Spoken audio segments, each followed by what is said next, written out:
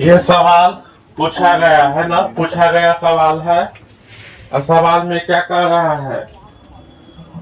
सवाल में है m तथा n के किन मानों के लिए निम्न समीकरण युग्म का अनंत हल होगा। क्या है? हल क्या हो रहा है? अनंत हो रहा है। जब अनंत हल होगा तब कह रहे हैं क्या, किसका मान निकालने के लिए? m और n का मान क्या करेंगे? निकालेंगे। सवाल बहुत अच्छा है ना। हमेशा सवाल को क्या करो, अच्छा से पढ़ो कि सवाल क्या कर रहा है। क्या करता है तुम लोग, एक ठेकानी है ना बनाना क्या करता है, चालू कर देता है। ऐसा नहीं होता है। सवाल को पहले आराम से क्या करो, पढ़ो। सवाल में क्या कर रहा है, अगर सवाल में क्या कर रहा है, अगर इसका क्या कर रहा है पहले से अनंत हल होता है। क्या होता है? तो अनंत हल होता है तो क्या करने का कर रहा है?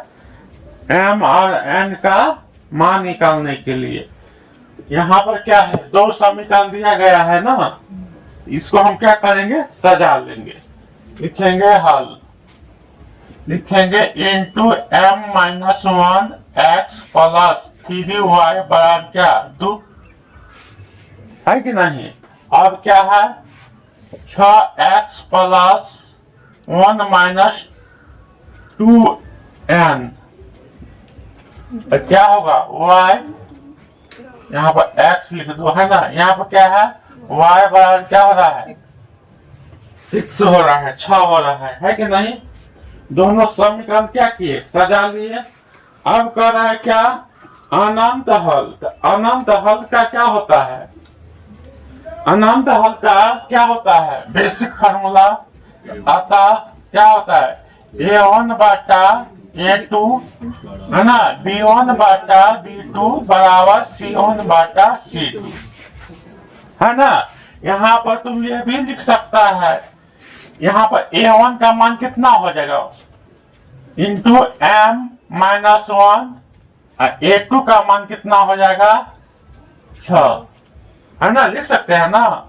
और यहाँ पर b1 का मान कितना हो जाएगा 3, और b2 का मान कितना हो जाएगा 1 माइनस 2n है कि नहीं।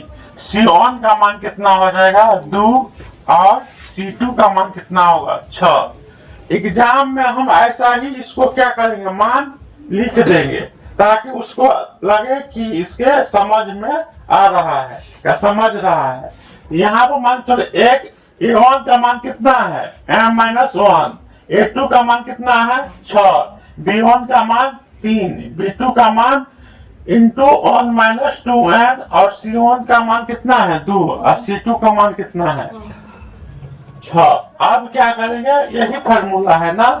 नहीं तो तुमको समझ में ना चाहिए कि इसको हम डायरेक्ट भी कर सकते हैं भिन्न के रूप में। कैसे, देखो इस समीकरण ऐसा ही दिया था, इसको हम क्या किए, पहल का समीकरण को ऊपर लिखे और दूसरा समीकरण को नीचा लिख दिए। अब इसी में मान चलो ना, यहाँ पर भिन्न हो जाएगा ना, बट्टा हो जाएगा नहीं, क्या हो जाएगा, चलो पहले यहाँ पर सजाओ पहले, तब समझाएंगे, तब आएगा समझ में।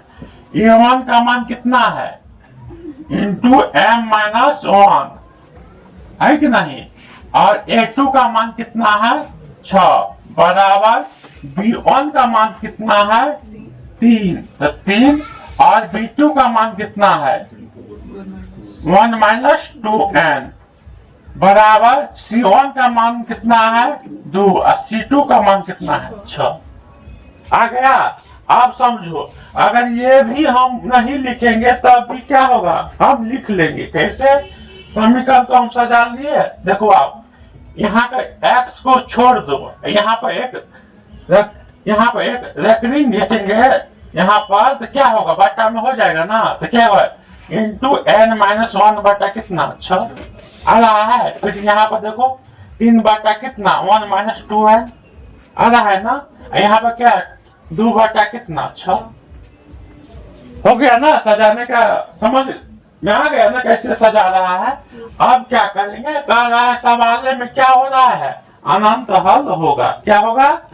तो अनंत हल होने का यही फॉर्मूला है। इसका मतलब है कि सभी का अंश और हर सब जगह क्या है? एक समान होगा। अंश और हर सभी जगह एक समान होता है, उसी को बोलते हैं ना अनंत हल होगा इसमें। अब क्या करेंगे, हमें क्या निकालना है? m का मान और n का मान। तो पहले हम किसको बराबर करेंगे?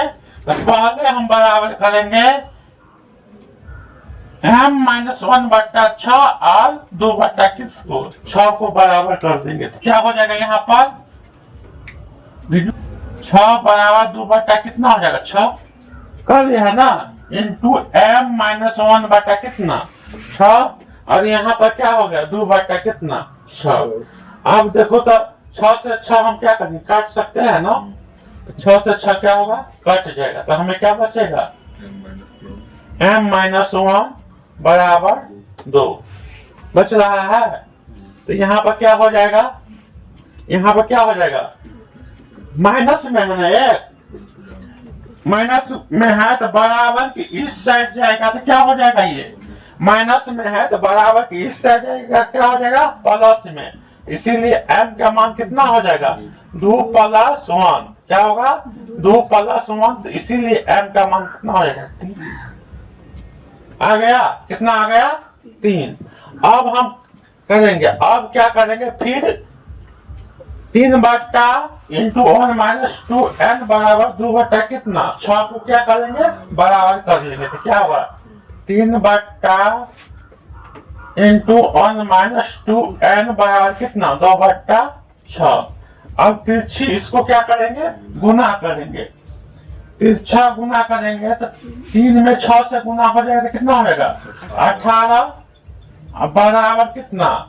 2 × 1-2n। अब क्या हो जाएगा? 18 बराबर दोनों में गुना हो जाएगा ना। तो 1 में 2 से गुना होगा तो क्या होगा? 2 -2 में गुना होगा 4n हो गया। अब क्या करेंगे? 2 को हम इधर ले जाएंगे तो प्लस में है तो क्या हो जाएगा? माइनस में। तो क्या होगा? 18 - 2 बराबर माइनस कितना? 4n बराबर 18 में से 2 घटेगा तो 16 प्लस में ना। बड़का का चिन्ह क्या चीज में है? प्लस में। तो +16 बराबर कितना? -4n। तो 4 चौका 16 कट जाएगा। इसीलिए n का मान क्या होगा? -4। m का मान कितना आ गया है? 3। समझ में आ रहा है कैसे निकाल लिए? यहाँ में देखो, यहाँ पर कुछ नहीं था, हमको पहले कर रहा है। क्या हो रहा है? ये अनंत हल हो रहा है। और ये हमें फॉर्मूला याद होना चाहिए अनंत हल का। और सभी को हम मान लिखे है ना। एक बार क्या किए? m-1/6 को बराबर कर दिए 2/6 से। फिर 3/1 - 2n का बराबर कर दिए किससे? 2/6 से। गुना भाग किए, अपने क्या आ गया आंसर? चलो उतारो सब।